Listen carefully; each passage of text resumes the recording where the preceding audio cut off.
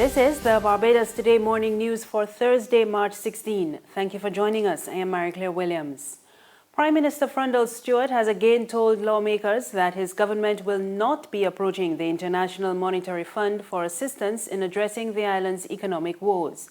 In his contribution to the debate on the estimates of revenue and expenditure yesterday, Stuart said government will let the country know when and if such a move becomes necessary. His statements came on the heels of suggestions from former Prime Minister Owen Arthur that Barbados' move to the IMF is inevitable. I have heard all of the talk in Barbados. I heard the Member of Parliament for St. Peter yesterday saying we should go into an IMF program and so on. I want to make it right there. I spoke to the Chamber of Commerce in January, and I said that there will be no panicky resort to the IMF by the present government of Barbados. No panicky resort to it. If the stage is ever reached where it has to happen, as with the case of Tom Adams, as with the case of Sandyford, this Prime Minister will have the courage to look the country in the face and say, well, look, here is what the facts are, here is what I think we have to do for the good of this country. But that is not an agenda item of the government at this stage. But the Prime Minister's statement is not sitting well with opposition leader Mia Mottley. She says Stuart has again demonstrated to Barbadians that he is unfit to guide the country out of the current economic crisis. He basically said, we have a problem. But he then went on to say that we're not ready to do anything about it. This is unacceptable. When the country needed explanation, he gave us silence. And now that the country needs action, he's given us explanation. Barbadians, if you were in any doubt as to it, this Prime Minister is out of touch, out of tune, tired and unmotivated to carry on. And we simply say Prime Minister Stuart needs to go. Wrapping up the debate last night, Finance Minister Chris Sinclair said the ruling Democratic Labour Party will be taking its plans to the people to gain support for its efforts to turn around the economy. In other news, this Thursday, the Barbados Road Safety Association says it has been receiving complaints from tourists that some PSV drivers and taxi operators are driving under the influence. And according to President Charmaine Roland Bowen, it's all because Barbados has failed to introduce breathalyser testing. She made the disclosure yesterday as the association staged a demonstration at the Foursquare Distillery in St. Philip against the sale of alcohol to minors. They come to Barbados, they enjoy our sea sun and rum, and yet we are not providing safe roads for them to travel on because we have no breathalyser, we have no legislation to govern or to deter persons from getting behind that wheel after they have been drinking. Our tourists and our visitors' lives are in danger. If you want them to come here, which we know is a main money earner, we need to protect them. So the thing is about it is that most of these visitors, when they go out drinking, because they are accustomed to breathalyser and laws back in the countries they came from, they do what we call, they designate a driver, which is a taxi driver. And because we have no laws to deter those persons from drinking alcohol, you know, you will find one or two of them. We have been having calls, you know, persons telling us, you know, they were in vehicles with taxi persons, and they were under the influence. In response, President of the Association of Public Transport Operators, Maurice Lee, told Barbados Today he is aware of such reports.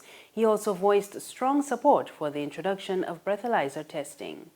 Commuters have voiced their concerns over the years about PSV drivers and drinking.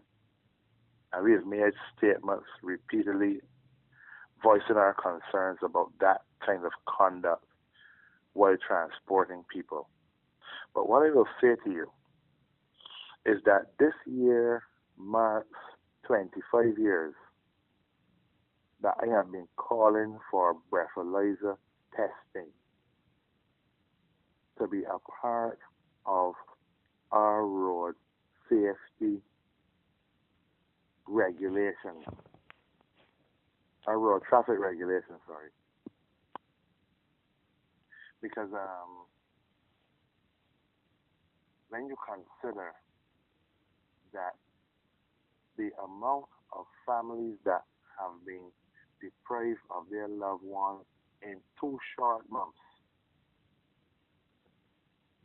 every single Barbadian that uses the road, whether as a pedestrian, a bicycle user, and all the way up to a public service vehicle, should be calling on government to make this breathalyser testing part of our road safety regulation. There's regional and international news after this short break. Get your paper. Only 225, 220. Who? For what?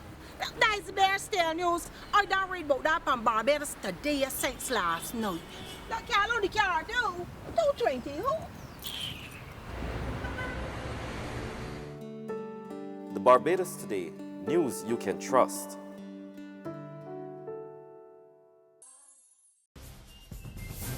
We're back now with news from the region. Shock and outrage in Trinidad and Tobago as police recovered the body of one of their own at sea. Police Constable Nyasha Joseph went missing last Thursday, and yesterday a fisherman discovered her body in the Gulf of Paria. According to reports, the body was found tangled in a fisherman's net. A man is in police custody assisting with investigations. On the international front, a U.S. federal judge in Hawaii has blocked President Donald Trump's new travel ban, which was set to take effect today.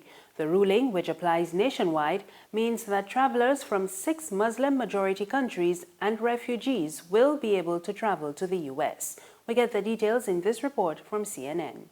So we have a lot of lawyers here. We also have a lot of smart people here. Let me read to you directly from the federal statute. 212F of the immigration, and you know what I'm talking about, right? Can I read this to you? Listen to this. Now, we're all smart people, we're all good students, we're all everything. Some are bad students, but even if you're a bad student, this is a real easy one, let me tell you. Ready? So here's the statute, which they don't even want to quote when they overrule it. And it was put here for the security of our country. And this goes beyond me because there'll be other presidents. And we need this. And sometimes we need it very badly for security of our country. It says, now listen to how easy this is.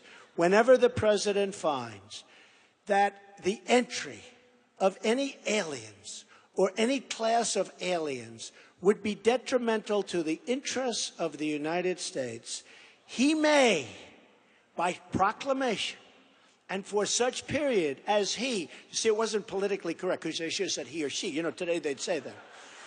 But that's all right. Actually, that's the only mistake they made. As he shall deem necessary, suspend the entry of all aliens or any class of aliens as immigrants or non-immigrants, or impose on the entry of aliens any restrictions he may deem to be appropriate. In other words, if he thinks there's danger out there, he or she, whoever is president, can say, I'm sorry, folks, not now, please. We got enough problems. That's the news this morning, but for the very latest, you can visit our website, www.barbadostoday.bb. You can also subscribe to our e-paper, email updates, and like us on Facebook. We're on Izumi Media in bus terminals and Screenplay at supermarkets and gas stations near you. You can also tune into Channel 99 on Flow TV or Mix 96.9 FM for more news. I am Mary Claire Williams. Have a good morning.